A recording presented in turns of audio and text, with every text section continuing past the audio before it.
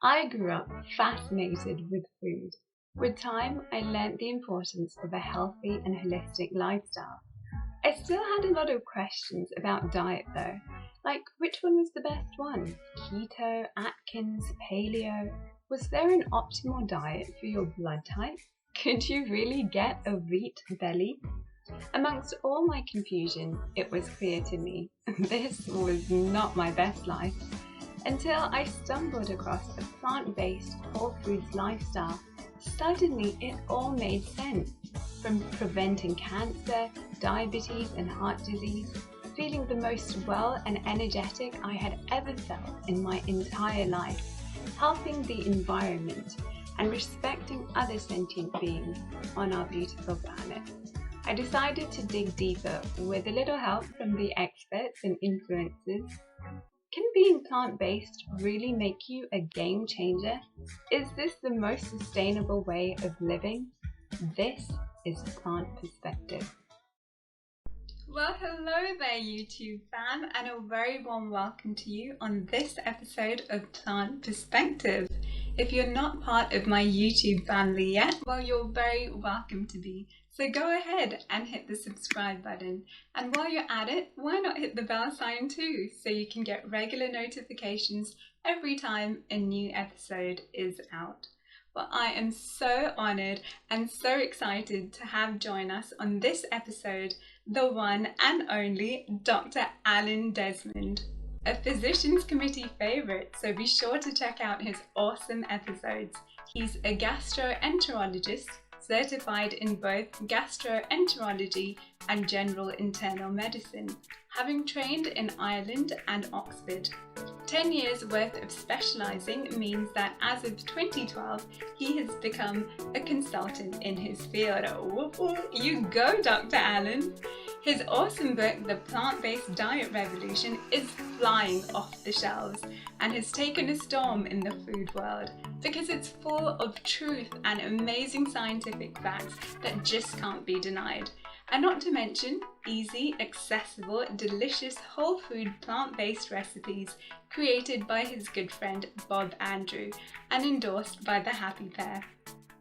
Being a super articulate and passionate authority on the matter means that he is a highly sought after speaker and has spoken at international conferences alongside renowned plant-based advocates like Dr. Michael Greger, Dr. Michael Klaper and Dr. Neal Barnard. He's also an ambassador for Plant-Based Health Professionals UK. So happy to have him come talk to us about the gut health connection and how we too can make simple changes in our lives to steer us towards a healthier us and a happier gut. The doc is in. Dr. Desmond, thank you so much for the privilege of your time. It's so great to have you join us on this episode. Beverly, thanks very much. I was delighted to be invited. I can't wait to talk about gut health and digestive health and food and the connections. Absolutely. I'm so looking forward to it. And just for our viewers to know, Dr. Desmond is from Ireland, which is fantastic. You're originally from County Cork. You guys get the best summers there. And you have such great beaches. Now, I know that legend has it that if you kiss the stone of Blarney, which is in County Cork, you get the gift of the gab. And I've heard that you've kissed it like 7 times by now, so it's safe. Yeah, Beverly, it's true. So I'm from Blarney. I grew up in Blarney, and from our home where I grew up, you could see the castle. And I have to say, there wasn't much to do in Blarney in the 1980s. And in the 1990s, and yes, I've kissed the Blarney Stone 7 times. So, did I get the gift of the gab? Well, we'll find out over the next half hour, I guess. That's it. That's exactly what we need. Super articulate. Great. So, you live in the UK. You practice and you reside there with your lovely family. Your wife is from England. Yeah, that's right. So, I married a lady from Devon. So, I moved over to Devon in the southwest of England. Gosh, almost 10 years ago now. So that's where my practice is based. That's where the hospital is that I work at, where my private clinic is. But again, a lovely part of the world. We live right on the coast, near the beach, near the coast path. It's just gorgeous. Wonderful. And speaking of your practice, for those of us who might not be too familiar, what is it exactly that a gastroenterologist actually does? Okay, so a gastroenterologist, which is what I am, is a doctor, a medical doctor who is trained in helping to diagnose, treat, and prevent diseases of digestive health. So if you went to the hospital on a given day, you might find me down in the endoscopy room doing gastroscopies or colonoscopy camera tests on patients, helping to diagnose their conditions by actually looking inside at the living organ that I treat, which is one of the things that really attracted me into the specialty. Or you might find me up on the ward with the rest of the team, with the junior doctors and the dietitians and the nurses and the physician associates and all the other people who are involved in taking care of people with very severe digestive health problems who've been admitted to hospital. Or you might find me at the outpatient clinic, seeing patients on an outpatient basis, going through their symptoms, prescribing treatments, giving them dietary advice, referring them to the incredible team of dietitians that I work with. And if you don't find me in any of those places, it probably means I'm at home cooking or getting into some delicious plant-based food. Fantastic. Well, speaking of plant-based food, it's something that I think, even though the awareness is spreading, sometimes there's a common misconception that it's a sort of new agey thing, if you will. But as we know, actually, it's been going on throughout history for quite some time, and the evidence for it, not just in history, but throughout medical history, is quite extensive. And you've spoken so well about it in your book, which we'll come on to in a minute. But can you tell us a little bit more about that, just the long-running medical history of the benefits of a plant-based diet? Well, in terms of digestive health and gut health, Beverly, this isn't new age, this is old age. This is really old age stuff, because 2,500 years ago in ancient Greece, Hippocrates, who's been recognized as the father of modern medicine, told his followers that all disease begins in the gut. And what we now know in the 21st century is that there's so much truth in that ancient wisdom.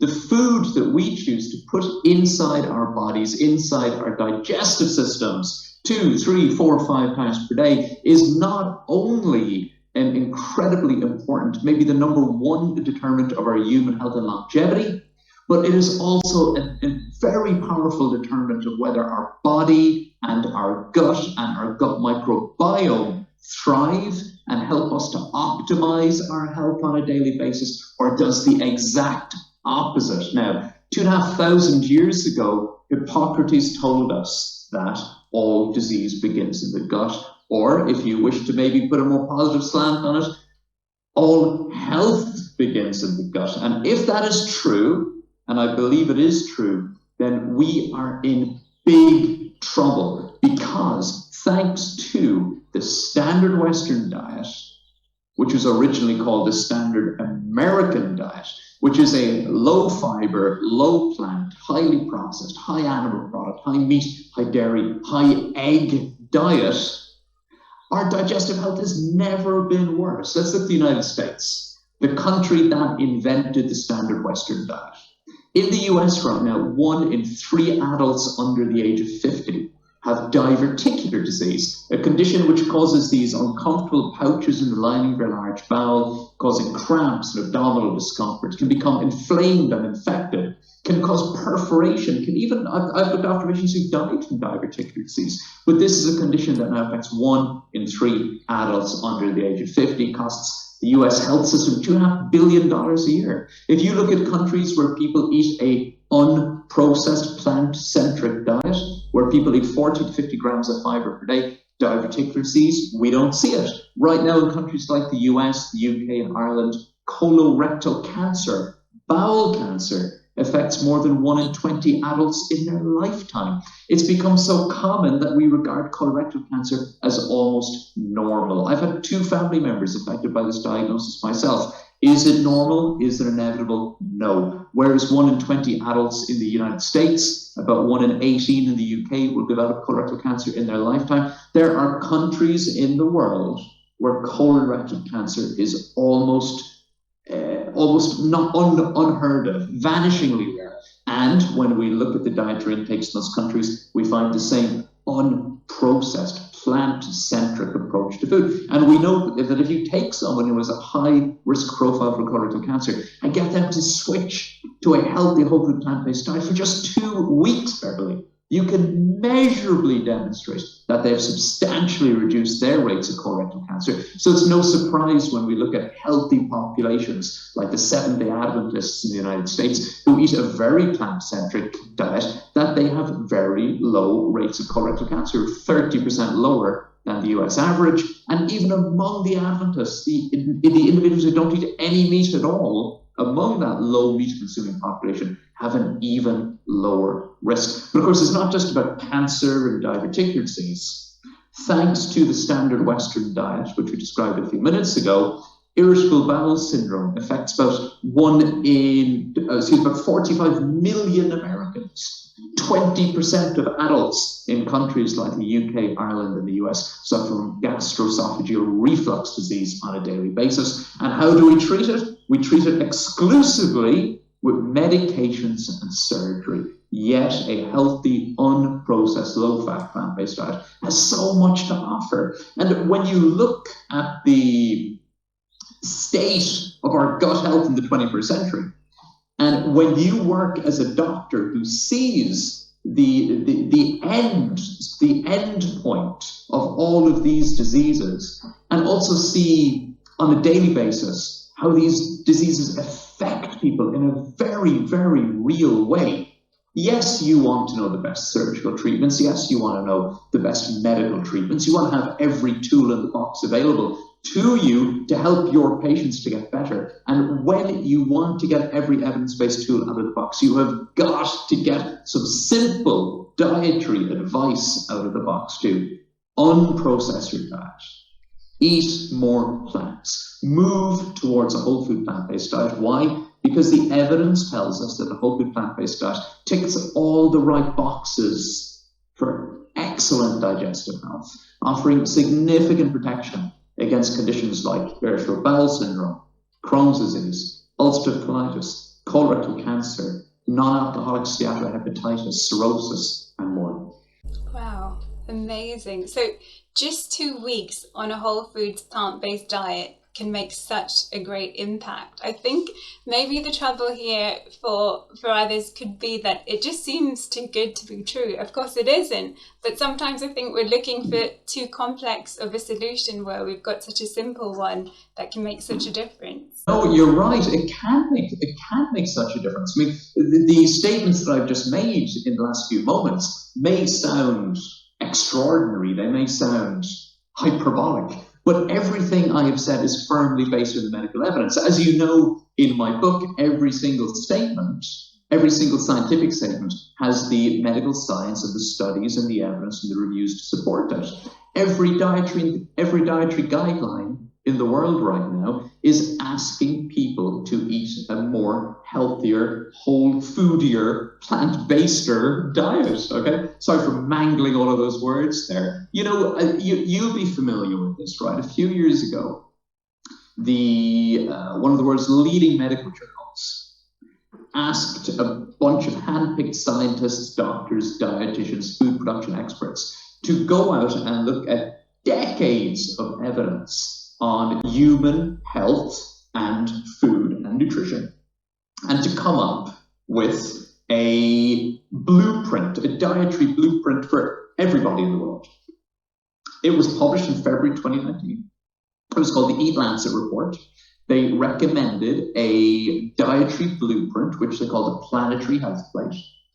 They recommended that we put the resources in place and the food systems in place and the public health messaging in place to help everybody in the world to move towards this particular way of eating, which is firmly based on the evidence. And how they described it was a whole food, plant-based diet, where 50% of your food is made up of fruit and vegetables, 25% is made up from healthy whole grains, and the remainder is made up of particularly protein-rich plants, such as beans and legumes and chickpeas and lentils, with some added healthy plant-based oils and maybe some animal products, but they should be regarded as optional and consumed in small quantities. 30 grams of chicken and fish per day, half an egg per day, 7 grams of red meat per day. Always remembering that no matter how infrequently you're consuming those animal products, if you are lucky enough to live in a part of the world where you get to choose what you eat every day, the plant-based option is always the healthier option. The chickpea curry is always a healthier option than the chicken curry or the meat curry or the fish curry. When they wrote that report, they estimated that if we could switch the world over to eating like this, we could prevent almost 12 million preventable deaths per year, not to mention hundreds of millions fewer cardiac stents, bypasses, courses of chemotherapy, colorectal cancer diagnosis, diagnosis of Crohn's disease, prescriptions for statins and blood pressure meds. And when I saw that report in 2019, I thought, well, funnily enough, Beverly, this is how I've been asking my patients to eat for years for optimal digestive health. So who knew that the same diet that is designed for optimal digestive health is also the same diet for optimal human health, is also the same diet for optimal gut microbial health? Because these are the same thing, right? Hippocrates was right. All health does begin in the gut, and for individuals, it begins 3 times a day on their plate and the food that they choose to consume. Absolutely. Now, speaking of the gut microbiome, thanks to your lovely book there, I now know that we have something like 3 trillion microorganisms that help make up our gut microbiome. Now, just trying to put that into perspective here. So about 7 billion people, give or take, in the world. Speaking of this very complex and diverse gut microbiome, can you tell us a little bit more about the connection between a healthy gut microbiome and not just the prevention of these diseases, but for people who are fairly well, what are the benefits health-wise? Well, it's not just 3 trillion microbes, it's up to 100 trillion microbes. No way. So at least as many microbial cells as there are human cells in your body. We are truly symbiotic organisms. We're as much microorganism as we are human organism. And our gut microbes actually contain perhaps 100 times more genetic material than the rest of our human body. Wow. Okay, so the bugs that make up our gut microbiome are bacteria, viruses, yeasts, and archaea. Our entire body has a microbiome. There are microorganisms on every exposed surface of our body and internal cavity surface. However, the majority of our microbiome is within the large bowel or colon, and that's what we're usually speaking about when we speak about the human gut microbiome. Now, for each of us as an individual, our gut microbiome begins to form at birth. In fact, we've seen some evidence recently that it may begin to form just before birth, which is fascinating. Okay, humans have been around probably, maybe 200,000 years or so. Our evolutionary journey began about 7 million years ago. These bugs, these bacteria, viruses, yeasts, and archaea, represent the very first living inhabitants of this planet Earth. They are between 2 and 4 billion years old. So when the very first cell that was going to give rise to every human in existence for the entirety of history, when that first human cell formed on Earth, it had a microbiome. It was surrounded by bacteria and viruses and yeasts and archaea. And we still carry this primordial goo with us in our digestive tract. It's incredible, right? Now, as a human being, our gut microbes are necessary for the development of a healthy GI tract, an immune system, a healthy body. When we are forming as little babies, the bugs of our gut microbiome help us to digest our very first meal. In fact, our breast milk, our mother's breast milk, contains prebiotics, which are designed not to nourish us, not to nourish the baby, but to nourish the baby's gut microbiome. By the time we reach about the age of 2, our gut microbiome has become quite mature, but it will continue to respond and change and flex throughout our life, depending on the food we eat, our sleep patterns, our overall health, medication use, alcohol use, etc. The food we eat is an incredible, important determinant of our gut microbiome. And this is important because our gut microbiome has been described as a control center for human biology. It's like another organ within our body, Beverly, just as important as our heart, our lungs, our kidney, our liver, and our spleen, our gut microbiome. But the incredible thing about your gut microbiome is that it changes quite dramatically. When you change your food, you are changing the residue, the digestive residue that gets fed to your gut microbes. And you are choosing which families of gut microbes you are going to feed today. You are choosing which microbes are going to flourish today and become predominant within your gut microbiome every time you eat. Now, we know in 2021 that individuals who consume a healthy plant-based diet, vegan or vegetarian, versus people who consume meat and eggs and dairy and all the rest of it, have a healthier gut microbiome by dint of the fact that they're eating in this way, particularly vegans. So if you are eating a plant-based diet and you're feeding your gut microbiomes, because the healthy gut microbiomes thrive on fiber, if you're feeding your gut microbes fiber from fruits and vegetables and whole grains and nuts and seeds and all that other good stuff that was detailed in the Eat Lancet report, as we discussed earlier, you are promoting bacteria that produce substances called short-chain fatty acids. They receive the fiber, they metabolize it, and they ferment it, and they turn it into short-chain fatty acids. Those short-chain fatty acids protect the intestinal barrier, prevent leaky gut, help to regulate our immune system, help to control our appetite, help to control our blood sugar. They're incredibly beneficial. In fact, the more I read about the benefits of short-chain fatty acids, the more it feels like our healthy gut microbes are trying to keep us as healthy as possible. And people who eat a plant-based diet have higher levels of production of short-chain fatty acids. Not only do they have all those effects, they help to reduce our risk of colon cancer. People who eat a plant-based diet, their gut microbes receive fewer bile acids because they're not eating the animal products or the animal fat and the cholesterol, etc.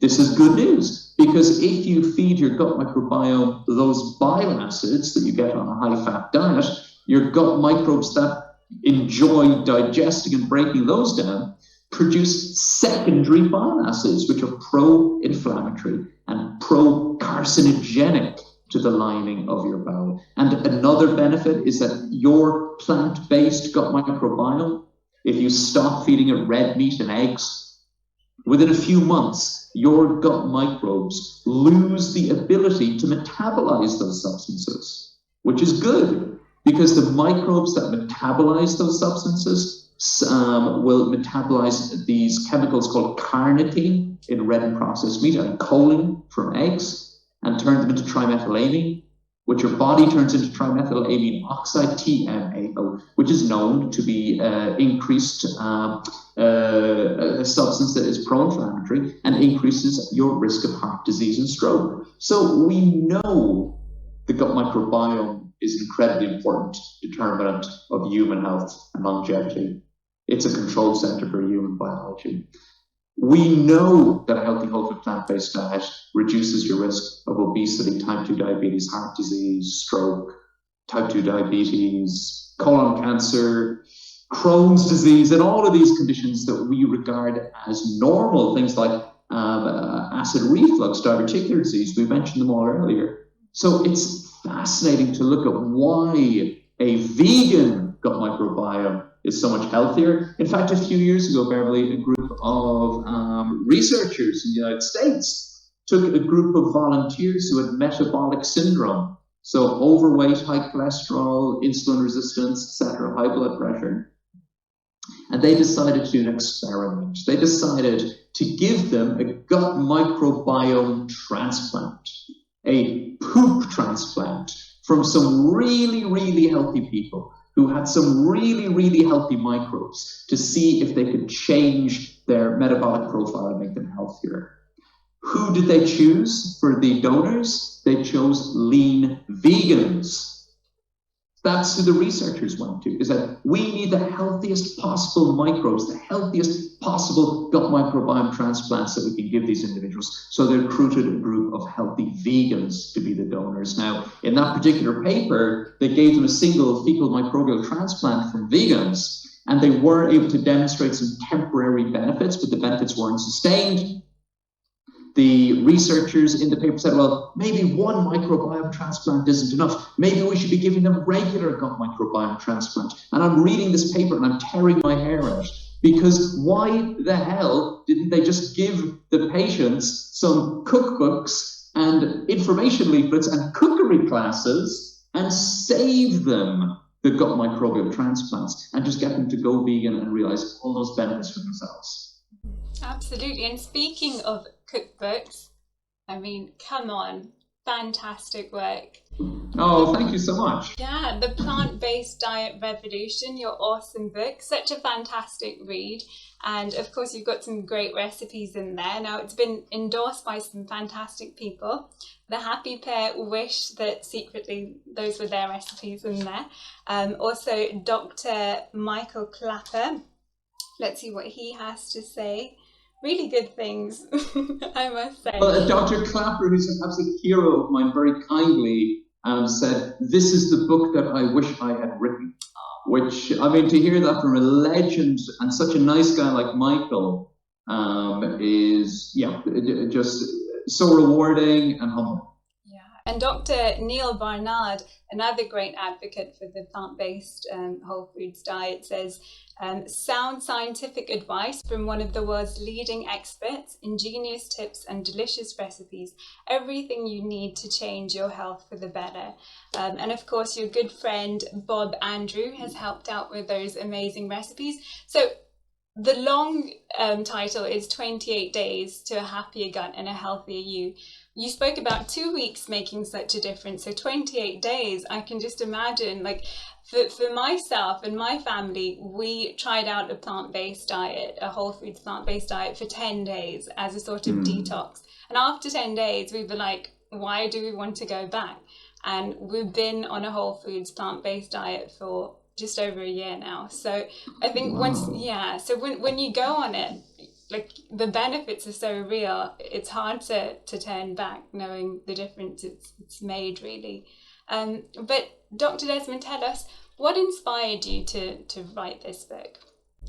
Well, I guess it started with my patients, Beverly, to be quite honest. I mean, when I was a trainee doctor, when I was, back in the early or to mid 2000s, when I was beginning on my journey to becoming a gastroenterologist, it was very clear to me that every single patient with a significant digestive health issue would say, what about food, doctor? Because patients with digestive health problems very quickly make that connection. It's a very straight line between their symptoms and the food that they consume. So patients would always ask that. And sadly, most gastroenterologists aren't very well informed on the evidence-based answers to that question. So they will dismiss the question or tell the individual that it doesn't matter. I just recently asked my Instagram followers what was the most disappointing thing their doctor ever said to them about food, and the answers were just incredibly depressing. So many doctors, many gastroenterologists will still tell patients that food has no role to play in digestive health, which makes absolutely no sense, both intuitively and based on the science. It's just rubbish. It's just hogwash. It's just the individual making that statement just hasn't taken the time to go and educate themselves so that they can give their patients evidence-based answers. But I wanted to give my patients evidence-based answers. And over the years, I went into gastroenterology training, became a consultant gastroenterologist in 2012. And at that point, I was ready to start giving my patients evidence-based answers, because now you're the consultant, it's your name on the chart, it's you and the patient working together to optimize their outcomes. So alongside the best available medical advice, the best treatments, medications, prescriptions, I would ask my patients to unprocess their diet and eat more plants. I'm talking about fruits and vegetables and whole grains and all these incredibly beneficial foods. And with time, As my patients started to embrace this evidence, I saw some remarkable transformations among my patients. And this is the sort of thing that doctors love to see. Doctors love to see their patients getting better. That's what keeps us going. That's why we're in the game. And when we are combining this evidence-based advice alongside everything else that we have to offer, our patients do better and they're involved in their healthcare. So over time, I became a very public advocate for the gut health benefits and overall health benefits of eating a healthy, whole food, plant-based diet. I love cookbooks. I love evidence-based cookbooks. I guess it struck me as a public advocate for whole food, plant-based diet that up to recently, when we wanted to recommend really good resources and cookbooks to our patients, we would recommend US-based predominantly cookbooks. And that's absolutely fine. I mean, these books are amazing. I still recommend them. So, Forks Over Knives, Dr. Greger's books, Garth Davis's book, Proteinaholic. I mean, that's just to name three. I mean, we could go on and on. But I really wanted to produce a book that was published on this side of the Atlantic that summarized all of the evidence around digestive health, gut microbial health, and why eating a healthy whole food plant-based diet gives us a healthier gut, a healthier mind, a healthier body, a healthier heart, of course, because cardiovascular disease is so important. And I wanted the science to be clear. I wanted the food to be beautiful. And I really wanted a book that would become a manual, so that if people buy the book and they completely embrace the whole food, plant-based diet revolution, and they just like you and your family experience, that they become committed and make the best decision they ever made and decide to be exclusively plant-based moving forward. It also gives people the tools so that when people say to them, what about protein? What about fiber? What about calcium? What about eggs? Et cetera, et cetera, et cetera, that they would have the answers. It's all in there. So we have the Q&A section at the back of the book that answers all those common questions, so that it gives people the knowledge, the kitchen skills, and the enthusiasm to embrace this way of eating themselves. Fantastic. Well, guys, the plant-based diet revolution. I've got my copy. Make sure you get yours. Miss it and miss out, truly. I am going to leave a link in the video description below where you can get your own copy. Amazon, it's a good place. So guys, Dr. Desmond and I, we've only just scratched the surface today. There is so much more. There's the gut-mind connection, and he talks about it in his book so wonderfully. So definitely go check that out and familiarize yourself with these awesome recipes. What I love about the recipes is that the ingredients in them are so easy to access. You can just go to a corner shop really and get most of the ingredients. So very accessible. Dr. Desmond, thank you so much for your time today. I'll leave a link to all of Dr. Desmond's social media platforms. Make sure you stay abreast with the awesome work he's doing. Thanks so much for your time, and thanks so much for the amazing work that you're doing to get the good news of a whole foods plant-based diet out there. Mary, thanks so much, and thanks for inviting me to spend time with you and your incredible audience. Truly appreciate it.